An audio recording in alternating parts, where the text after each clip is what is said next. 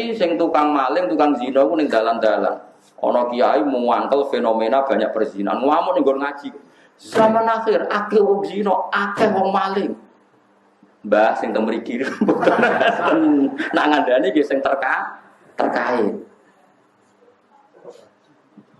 Paham sing kula maksud logikane. Tapi aja bodrok-jorokno pokoke cerita ilmu juga dadi fitnah. Seneng fitnah. Pokoke ilmu ora usah dadi fitnah. Pokoke ya mau kowe juga selamat tem yo wajib. Lah kowe ora ora selamat, maka wajib menjauhi. Tapi nek ana wong yakin selamat mareki ki aja suudon. Piye-piye ana potensi proses tarbiyatul ummah, membina no. Yo semono wae. Lah pasti piye ora ana pasti pokoke ngono. Yo semono, yo ora ana pasti pokoke ngono. Mane kata cerita teng Indonesia itu ingatan itu ana wali kata Sunan Ampel, yo ana wali kata Sunan Kalijogo. Semanjane wong bulet-bulet. Sampai akhirnya kudu gawe wayang, gawe gong. Ya kan masyhur itu. Kalijogo saking ngene dakwah teng daerah Pajang, di daerah mriki lah, mulai Pajang daerah mriki. Wis ragen nopo dugi mriki. Sampai gawe wayang tengul wayang wong. Sunan Giri gak trimo iku haram gawe patung. Wong nak gawe patung sok ben dikon ngekeki nyawa. Sunan Kalijogo rapati tau ngaji mantan preman dadi wali. Ngaji faslun ya gak pati tau ngaji. Walhasil akhirnya di tengah-tengah mbek Sunan Kudus sing luwih alim luwih senior. Ya ngene ae. Wayange iki dipeyokno wae terus dadi wayang kulit. Perkarane nak wayang tengul iku patung. Tapi nak trepes kulit itu ora kena dikeki nyawa wis banyak kabeh. Mulane kula nate sowan teng kiai niku kiai alim dikeki hadiah mebel lemari sangka Jepara. Niku gambare iku manuk bangun. Apik, wes apik tenan ukirane manuk tapi gulune iku protok. Perkarane pas teko langsung diketok mbek kiai. Pas gulune tok ya sithik nek diketok. Lah takok ya kok diketok ya. Mergo ben ra urip. Mergo nak diketok kan nak diketok kan asumsine kan kono ngekeki nyawa kan nek keketok ngene kan gak iso. Lah ngetoke kok sithik wis mati jam. Mergo nek dibuak kabeh ukirane elek. Paham nggih? Nek dibuak kabeh yo dene yo kepen di lemari larang. Dadi mau digraji ngangge graji besi sithik. Butuhe wis apa? Lah kok sithik, Mbah? Wong sithik wis mati. Wah, curang ya. Ya kok wayang kulit itu es penyet. Penyet itu urip ta mati? Mati. Nak dengul lah ijek. Wayang wong itu ora ijek fisik. Jadi mulai dhisik ku ya fikih ku ya diakali. Dadi ya mulane kula niku pinter ngakali fikih dhisik ya sono. Wali songo ya wis saged ngrekayasa apa? Ngrekayasa apa? Fikih. Ini pancen ngoten iku wong. Dadi wong kudu iso ngaji. Mulane kula suwun ki sampeyan kudu ya pinter ngaji. Hukum niku macam-macam. Sing penting barang maksiat tetep maksiat ila yaumil kiamat. Cuma ana wong proses nobatno umat Kanjeng Nabi dengan berbagai metode. Kowe kok aja kecangkeman. Masyhur itu ada sahabat yang masih punya adat nyolong. Pamit Nabi ya Rasulullah sama wa Islam tapi jenengan aja ngelarang kula nyolong. Dari Nabi sementing salat sing sregep. Bareng Nabi wong iku miri ada sahabat yang protes ya Rasulullah kenapa engkau enggak tegas menyarang dia nyolong, melarang dia nyolong. Dari Nabi dawe sayanha humul. Engkau anggar sering sholat, tak suwe-suwe gak nyolong dia. Ya karena orang itu bertahap, semua kebaikan itu bertahap. Tapi Nabi gak pernah mengatakan nyolong itu halal. Mau tidak melarang saat itu. Beda loh yang mengatakan halal sama mau tidak melarang saat itu. Jadi beda. Ono wong Islam pamit Nabi buatin zakat, Nabi dia mental. Ya sebenarnya gue Islam. Ketika Nabi diprotes, kenapa engkau tidak menyuruh dia zakat? Nanti kalau Islamnya sudah benar akan zakat sendiri. Jadi yang haram tetap haram ila yaumil kiamat. Cuma orang mendesak kue kecangkeman munamuni. Paham ya? Lagi kadang sekarang tuh terlalu ekstrim, semua redaksi itu terlalu ekstrim. Makanya masyhur itu Rasulullah itu figur yang luar biasa. Ketika ada orang Arabi sholat, dia omong-omongan. Ya omongan mbek kancane. Jadi pas sholat Nabi dia kenalan sama tiang putih. Oh kalau tiang mriki udah santai. Omong-omongan. Oh Pak besok sahabat centak bar sholat, sholat omongan rasa gitu. Tapi Nabi itu pinter. Setelah sahabat ramai itu ada, apa ini ya Rasulullah sholat kok omong-omongan. Si Arabi tadi digandeng be Nabi. Nabi oleh ngendikan lucu, santai. Ya Arabi inna hadhi sholat munajatun. Ya sholat itu pancen omong-omongan, tapi ngomongnya di pengiran aja. Ya ngomongnya apa? Pengiran aja. Ke sholat itu munajah ma Allah. Ya ngomong-omongan tapi be pengiran. Nak omongan be manusia ora usah. La yasuhu fiya kalamun adamiyun. Berhubung sholat itu ngomongin be pengiran, ora pantes, ora layak digomongan be bani. Ini jaya wong Arabi tadi. Fa wa ma wajadtu mu'alliman ahsana min Rasulillah sallallahu alaihi wasallam. Fa wa ma ghadibani wala naharoni walan taharoni. Demi Allah, beliau tidak menyentak saya, tidak memaki-maki saya. Beliau hanya menghentikan inna hadhi sholat munajatun la yasuhu fiya kalamun adami. Jadi Nabi ya enak wae ngendikan. Iya cuma nyen sholat iki ngomong-ngomongan, tapi ngomongnya pengen. Yo dadi ora usah ngomong kabeh. Rasa baleni sholat tembet Nabi ya. Mbok mate kok sedok keren, padahal Nabi ini ngoten. Ora. Menika jenenge evolusi.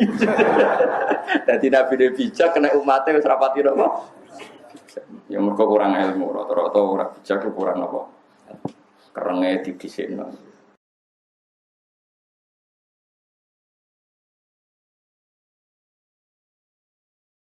Jadi kita ini itu terus belajar gitu, terus.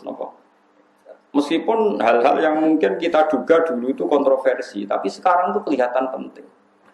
Saya di Matolek Kajen itu pernah disuruh jadi narasumber fikih. Itu saya bilang begini, kamu masih muda harus belajar fikih yang luas. Termasuk kemungkinan sholat jenazah itu boleh jenazahnya di belakang. Meskipun itu aneh dan tidak perlu kamu lakukan karena kamu dianggap aneh.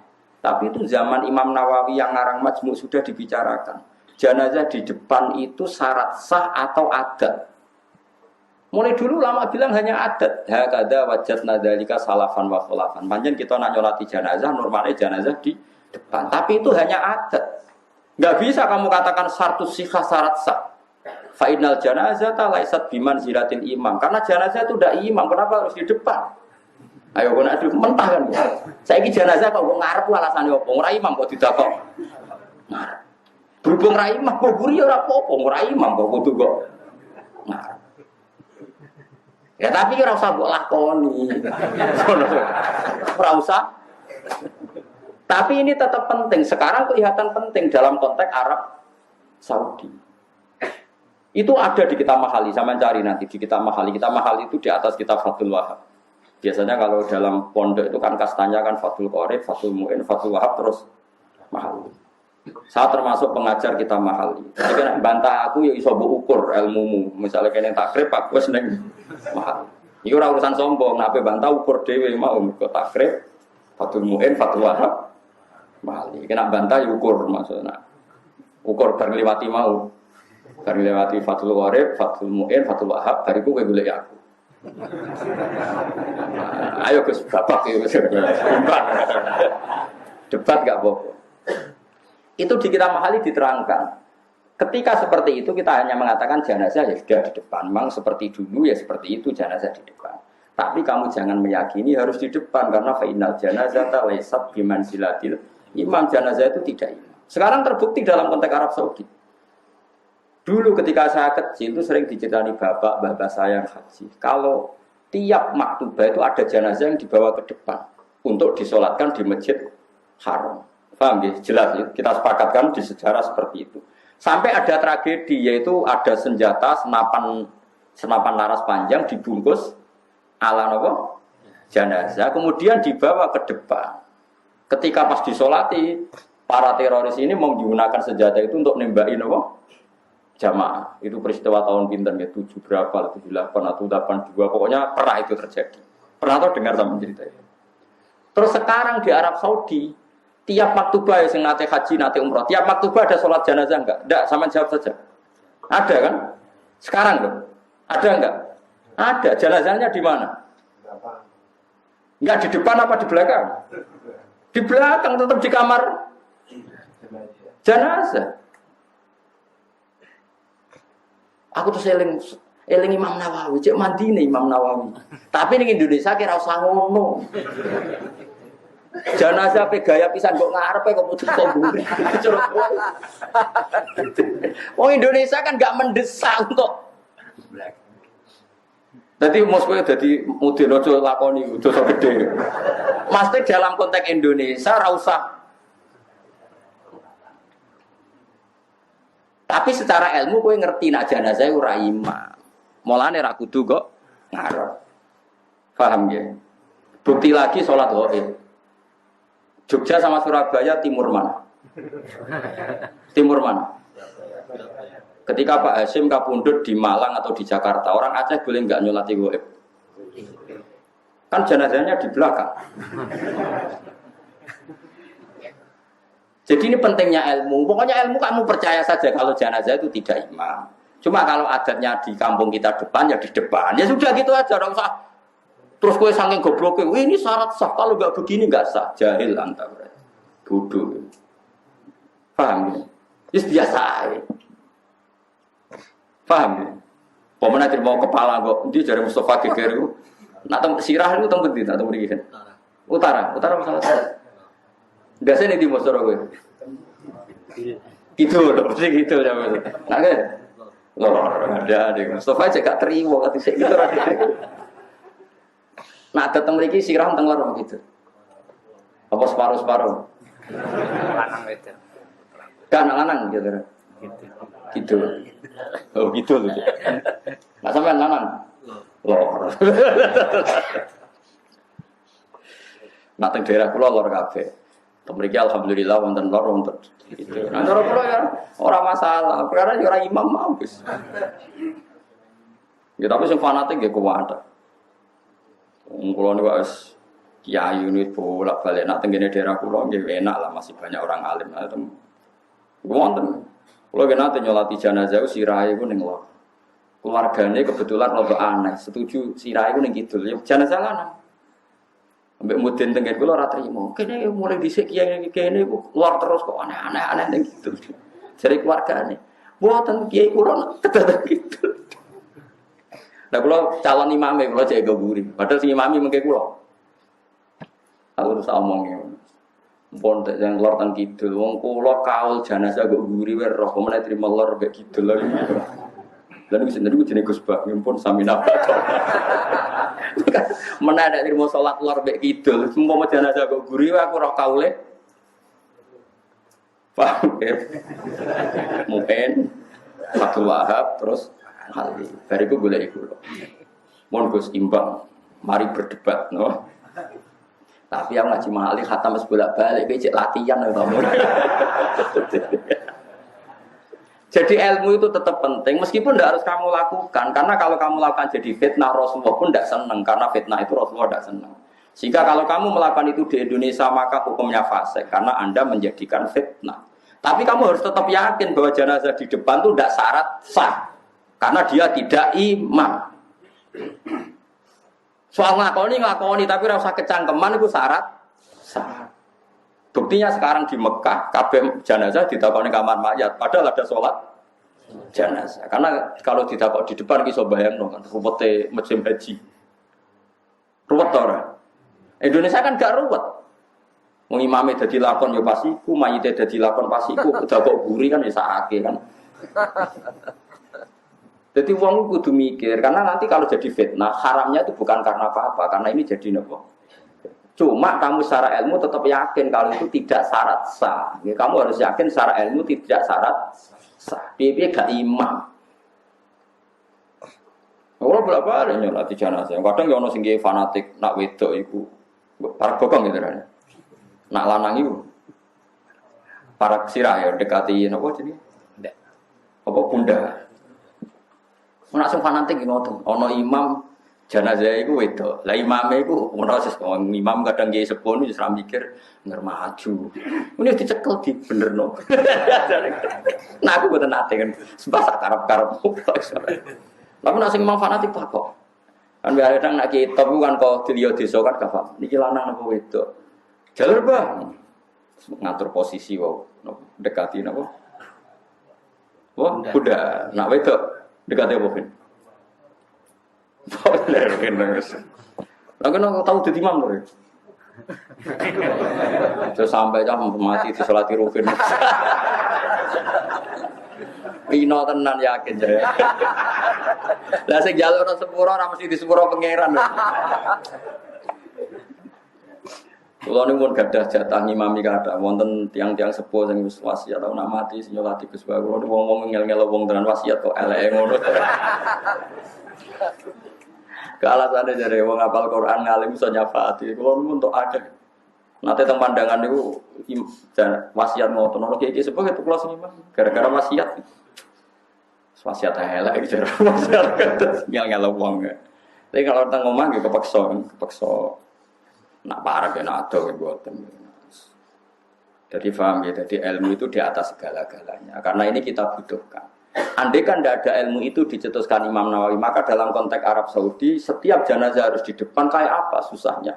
Musim haji jenazah dipaksakan ke depan. Padahal yang mati banyak, misalnya kasus Mina, kasus nopo terowongan, kasus nopo kering. Coba tanyakan yang haji-haji, saat itu ada enggak jenazah dekat Sudes? Ada enggak, sama jawab saja. Enggak ada, di belakang tetap di kamar mayit. Itu saya sering ditanya sama anak-anak. Lalu caranya sah gimana? Saya tadi kita butuh ilmunya Imam Nawawi. Memang dari awal jenazah itu tidak imam.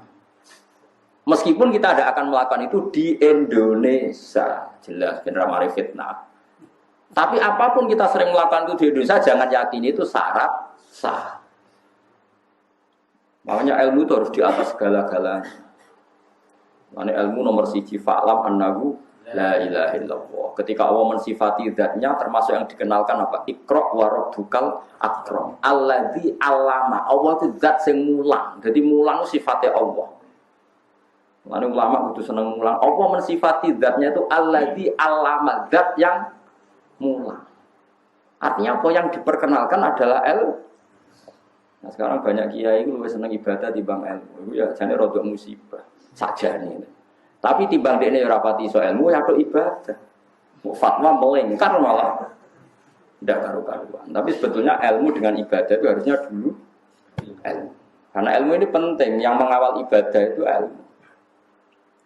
Karena itu sudah kaidah. Karena setiap amal diberi ilmin wa amaluhu mardudatun la tuqbal. Amalnya juga diterima. Ya, tapi saya berharap Allah Rahman, semoga tetap ditompo sekeliru-keliru lah. Tapi tadi kamu harus punya kematangan ilmu yang mantap. Biar nak jenazah itu imam, gini jenazah itu. Sehingga kita mudah menganalisis kenapa jenazah di Surabaya orang Jogja boleh sholat, jenazah di Jakarta orang Aceh boleh sholat. Padahal jenazah di belakang, karena memang awalnya jenazah tidak imam. Bon selesai kan, artinya barokahnya ilmu tadi kita bisa mengurai sekian muskilat, sekian kejanggalan. Paham ya? Meskipun itu tidak kita lakukan. Paham ya? Ya sama seperti tadi iddah. Yang butuh iddah itu nikah sahih. Kalau tidak nikah sahih enggak ada apa? Iddah. Karena sing jenenge iddah itu wong diceraikan suaminya atau ditinggal mati suaminya, maka iddahnya. Nah, padahal kata-kata itu tidak ada dalam konteks berzina. Nah, ya tarif iddah kan orang yang diceraikan suaminya atau ditinggal mati suaminya, maka untuk menikah lagi harus iddah. Nah, sekarang orang yang hasil hubungan gelap, terus tarifnya bi, definisi ini. Maksudnya definisi ini, iddah adalah orang yang diceraikan suaminya atau diceraikan pacarnya atau diceraikan selingkuhannya. Goblok orang. Paham belum? Nah, ya definisi iddah itu kan mesti melibatkan suami sah, baik karena dicerai maupun ditinggal mati. Paham ya? Tapi kayak rasa terus fanatik kulo gitu, dan kulo ya iso salah. Cuma kemungkinan aku salah, kowe akeh kowe. Mulane sementara ya sanut ngono ae. Sampai ada bukti Anda lebih baik, lagi mencabut dukungan, gitu. Lagi mencabut apa? Dukungan.